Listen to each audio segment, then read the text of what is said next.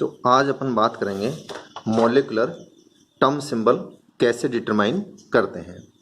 तो molecular term symbol determination को अपन short में इस प्रकार से डेजिग्नेट कर सकते हैं 2s+1 लैम्बडा सुपरस्क्रिप्ट के रूप में प्लस और माइनस आएगा और सबस्क्रिप्ट के रूप में या तो g आएगा या u आएगा। अब इन चार चीज़ों का अपन डिटर्मिनेशन कैसे करें? चार चीज़ें कौन सी होगी? 2s+1 लैम्बडा प्लस माइनस का साइन g और u। सबसे पहले अपन 2s+1 देखते हैं। 2s+1 का मतलब होता है स्पिन मल्टीप्लिसिटी। तो स्पिन मल्टीप्लिसिटी निकालने का सिंपल सा तरीका है, s का मान निकाल लीजिए। एक अनपेड इलेक्ट्रॉन के लिए जब उसका क्लॉकवाइज स्पिन होता है तो प्लस हाफ लेते हैं और एंटी क्लॉकवाइज स्पिन होता है तो माइनस हाफ लेते हैं। तो जितने भी अनपेड इलेक्ट्रॉन से उनके s का मान ऐड कर लीजिए तो 2s+1 का मान निकल जाएगा। जैसे अपन यहाँ पर कुछ एग्जांपल्स लेते हैं। एग्जांपल के रूप में जैसे यहाँ पर अपन H2 को देखते हैं। H2 में एक भी अनपेड इलेक्ट्रॉन नहीं है तो s का मान क्या आएगा? 0। तो फिर 2s+1 का मान कितना हो जाएगा? 2 मल्टीप्लाइडेड बाई 0+1 अर्थात 1 आएगा अपने पास। जरा अपन B2 को देखते हैं। B2 के अंदर दो अनपेड इलेक्ट्रॉन हैं जिनका स्पिन सेम है, यानी इसकी ग्राउंड स्टेट है।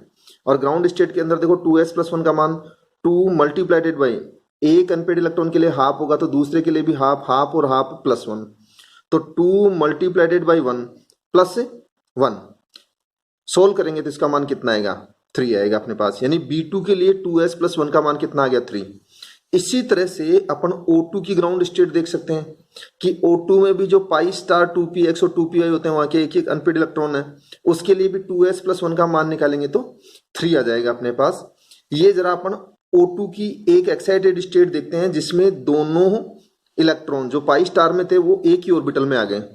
तो यहां पर अपन देखेंगे जब दोनों का स्पिन अपोजिट हो गया, इट मीन्स प्लस हाफ और माइनस हाफ ऐड करने पे अपने पास 0 आएगा। तो ये 0 रख दिया अपन ने s का मान। फिर इसको अपन सोल्व करेंगे तो कितना आएगा? 1 आएगा। तो इस तरह से अपन 2s+1 का मान निकाल सकते हैं। अब नेक्स्ट अपन सिंबल की बात करते हैं, लैम्बडा की बात करते हैं कि इसका मान कैसे निकालेंगे। तो इसका मान निकालने का मैं सीधा तरीका बता रहा हूं आपको, टेक्निकली ज्यादा जान नहीं रहा।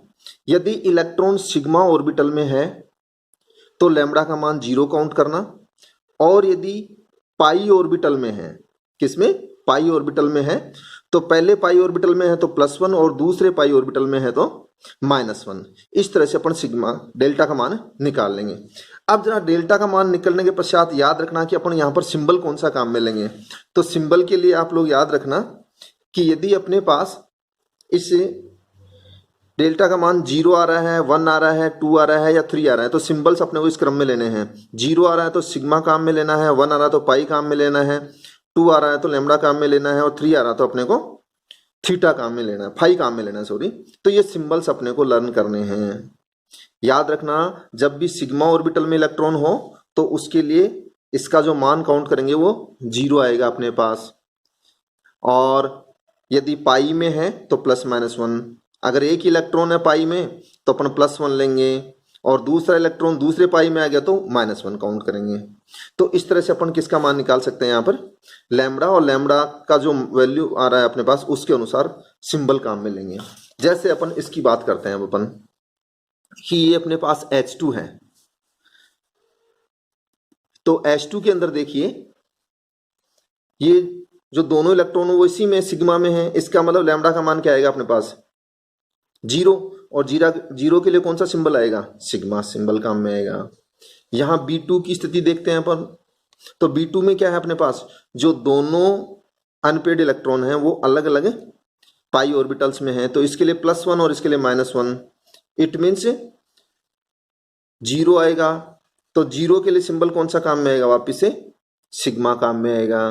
इसी तरह से O2 के लिए देखते हैं, वही दोनों अनपेड इलेक्ट्रॉन पाई में है, अलग अलग पाई ऑर्बिटल्स में है, इसके लिए भी 0 आएगा डेल्टा का मान, और क्या आएगा अपने पास? है सिग्मा सिंबल काम में आएगा। इसी तरह से जो O2 की अपन एक्साइटेड स्टेट ले लेते हैं जिसमें दोनों इलेक्ट्रॉन को अपन ने पाई स्टार ऑर्बिटल में रख दिया, तो एक इलेक्ट्रॉन के लिए +1, दूसरे इलेक्ट्रॉन के लिए भी क्या आएगा? +1। यानी कितना आ गया अपने पास? है लैम्बडा का जो मान है वो 2 आ गया। तो इसके लिए अपन ये वाला सिंबल काम में लेंगे। तो इस तरह से अपन ये सिंबल काम में लेंगे।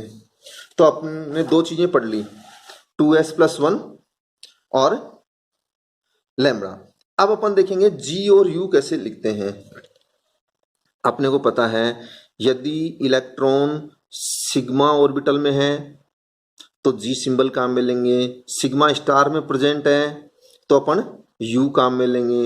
यानी ऑर्बिटल्स की सिमेट्री के हिसाब से देखते हैं कि वो जीरेड सिमेट्री का है या अनजीरेड सिमेट्री का। यानी उसमें सेंटर ऑफ सिमेट्री है तो जी आएगा, सेंटर ऑफ सिमेट्री नहीं है तो यू आएगा, ये याद रखना। पर मॉलिक्यूल में सेंटर ऑफ सिमेट्री होना मस्ट है, ये ध्यान रखना। अगर अपने पास कई बार इलेक्ट्रॉन, एक से ज्यादा इलेक्ट्रॉन होते हैं अनपेड इलेक्ट्रॉन, और वो अलग अलग ऑर्बिटल्स में होते हैं, तो फिर अपन जी लें या यू लें, इसके लिए थोड़ा सा अपने को याद करना पड़ेगा कि अपने को कौन सा सिंबल काम में लेना है। उसके लिए आप ये चीज ध्यान रखना कि यदि जी को जी से मल्टीप्लाई करते हैं तो जी आता है, यू को यू से मल्टीप्लाई करते हैं तो भी जी आता है, और जी को यू से करो या यू को जी से करो तो यू आता है। यानी जब अपने पास एक से ज्यादा अनपेड इलेक्ट्रॉन्स हो तो उनकी अपन जी या यू सिमेट्री हैं, उनको आपस में मल्टीप्लाई करके जो रिजल्ट आएगा वो रिजल्ट यहां अपन इस सिंबल के लिए काम में लेंगे। अब जरा अपन कुछ एग्जांपल्स को वापस से देखते हैं, जरा पहले से जो देख रहे थे। ये अपने पास जो H2 मॉलिक्यूल है, कौन सा H2। अब H2 में अपने को पता है ये सिग्मा ऑर्बिटल में प्रेजेंट है और ये कैसा होता है जी सिमेट्रिक, तो H2 के लिए कौन सा सिंबल काम में आएगा, जी काम में आएगा। इसी तरह से देखो B2 की बात करते हैं, तो B2 के अंदर जो दोनों इलेक्ट्रॉन हैं वो हैं पाई ऑर्बिटल्स में अपने पास, और पाई वाले कैसे होते हैं यू सिमेट्रिक, तो ये भी यू सिमेट्रिक और ये भी यू सिमेट्रिक, दोनों अनपेड इलेक्ट्रॉन यू और यू सिमेट्रिक ऑर्बिटल्स में, तो यू को यू से मल्टीप्लाई करेंगे तो क्या आ जाएगा अपने पास जी आ जाएगा, ये ध्यान रखना है।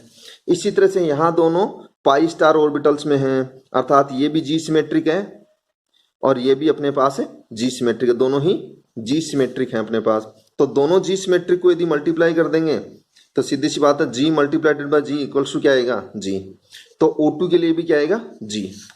लेकिन यहाँ पर तो अपने पास दोनों अनपेड इलेक्ट्रॉन एक ही ऑर्बिटल में हैं, और ये जो पाई स्टार ऑर्बिटल हो तो सब जानते ही हैं कैसा होता है जी सिमेट्रिक होता है, तो इसके लिए भी कौन सा सिंबल काम में लेंगे अपन जी सिंबल काम में लेंगे। तो ये ध्यान रखना है अपने को। अब अपन देखते हैं कि जो अपने पास है प्लस और माइनस के सिंबल हैं उनमें से कौन सा काम में लें, यानी प्लस काम में लें या माइनस काम में लें।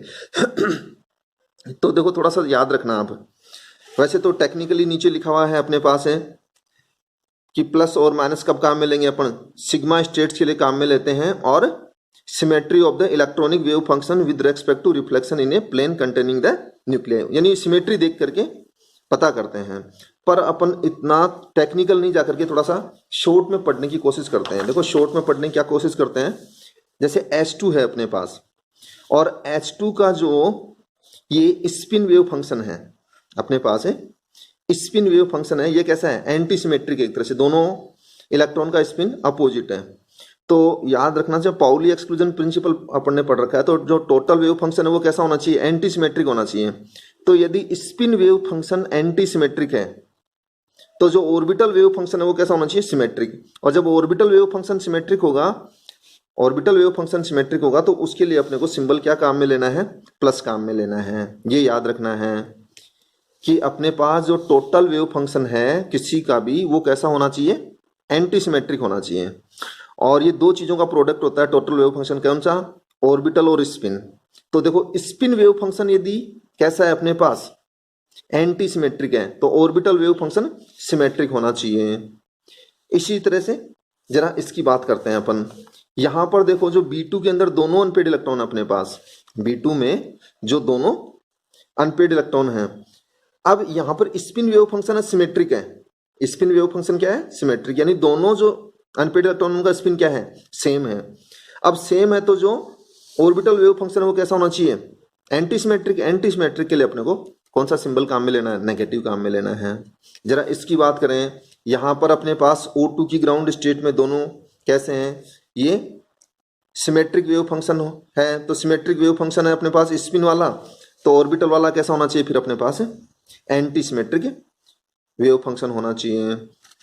जब अपने पास इसकी बात आती है O2 स्टार की एक्साइटेड स्टेट की। तो इसका तो जो सिंबल है वो लैम्बडा के रूप में काम में आ रहा है, तो यहाँ पर तो प्लस माइनस की कोई जरूरत ही नहीं होती है।